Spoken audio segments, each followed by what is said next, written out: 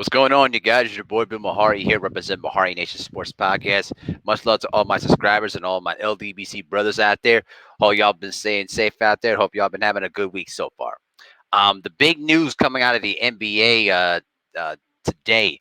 Um, Denver Nuggets big man and center Nikola Jokic is your official 2020-2001 NBA Most Valuable Player winner.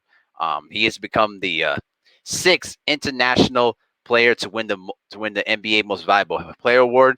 The first was Akeem Olajuwon, Tim Duncan, Steve Nash, Dirk Nowitzki, and Giannis. And now he has become also the very first player out of the second round to also win the Most Valuable Player award. And he's also become the first center since Shaquille O'Neal won the award in two, won the award in 2000 to be a big man to win the MVP. Because remember, during the 99 2000 season, Shaquille O'Neal was only one vote away from being the first ever unanimous MVP award winner until Steph Curry completed that accomplishment in 2016. And so, in doing so, he put together one of his best offensive seasons in NBA history, finishing with a career best of 26.4 points per game, 8.3 assists, tying a career best by averaging 10.8 rebounds. He also shot 56.6% from the field, 38.8% from three, and 86.8% from the foul line. He also led Denver into the second round of the playoffs despite numerous injuries to Jamal Murray, Will, Will Barton, and PJ Dozier, a feat that none of the other teams made it to the a feat that none of the other teams that made it to the conference final in last year's bubble were able to do it. Teams like the Lakers, the Heat, and the Celtics. The combination of Jokic's play and the ability to give an accessible case of winning the award in the eyes of voters, you know what I'm saying? So as I said, he also became the first player in the second round from the second round to win the draft. And the one of the big things that really stand out for me for Jokic to me is that he was the type of player that was not highly regarded in the draft. I mean, you look back at that 2014 draft, he was chosen 41st overall in the 2014 draft in the second round. And you got guys like Andrew Wiggins, Jabari Parker, and Joel Embiid. Embiid was an MVP candidate earlier in the season before injuries derailed him.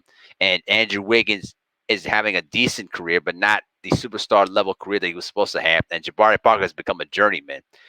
Guys like Dante Exum, Marcus Smart. You know what I mean? A lot of these players, like Zach LaVine, came out of the draft class. I mean, it was not bad of a draft class if you really want to put it, lightly. But Nikola Jokic becomes the first MVP and probably be the only MVP out of that draft class to earn that honor. And so he is really a versatile big man. He can shoot the ball, he rebounds effectively, and his defense is slow to improve. And he's a very high percentage shooter. He can beat you inside and he can beat you outside. And with him and Jamal Murray, playing that pick and roll, to a science, they were a tough duo to stop because you either had to, defend against Jokic and have him burn you, or let or play off of Murray, and then Murray can basically take you off the dribble or shoot jumpers in your face. So a very well-rounded, versatile player, and many people thought that. I'm just saying, many of the critics thought that he wasn't going to last long in the league because he didn't have the athletic ability, to withstand against some of the more athletic bigs in the NBA. But he proved them wrong. And from his rookie year, when he only averaged 10 points per game, and then he continued to improve his averages: 16.7 in 2017, 18.5 in 2018, and 2019 he averaged 20.1, and then he had a little bit of a dip, averaging 19.9, and then he had his career best year by far. And so, congratulations to him. Well deserved of the MVP honor. You know what I mean?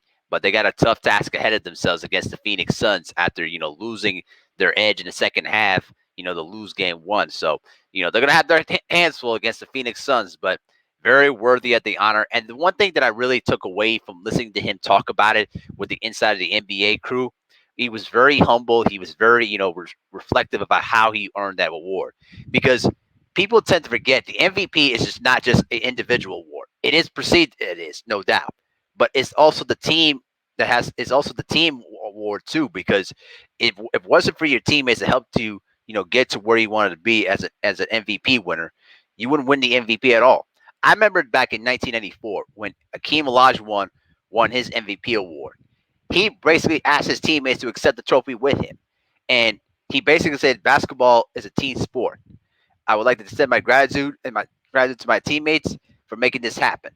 You know, those are the things that he reflects on that, and representing his country of Serbia, especially through all of the turmoil that has went through decades ago, to now becoming where he is now.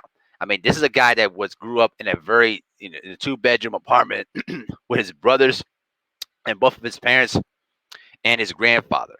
I mean, he developed love of basketball by playing with his 2 older brothers, and he had to earn everything that he got. And now he's become the best player in the NBA. At this stage, right now, since he's earned the MVP award. I know there's going to be some people that felt that Steph Curry should have won the MVP, or maybe Joel Embiid should have had the MVP. Bottom line is, this man earned the MVP award, and he earned it very graciously. You know what I'm saying? So, congratulations to Jokic of earning the MVP, and I wish you nothing but the best, and hope that your career continues to progress into the Hall of Fame. But they're gonna have a tough battle on their hands against the Phoenix Suns, so we're gonna see what happens as they try to turn things around in Game 2. But let me know what you guys think in the comment section below. And with that, I'm out. Peace.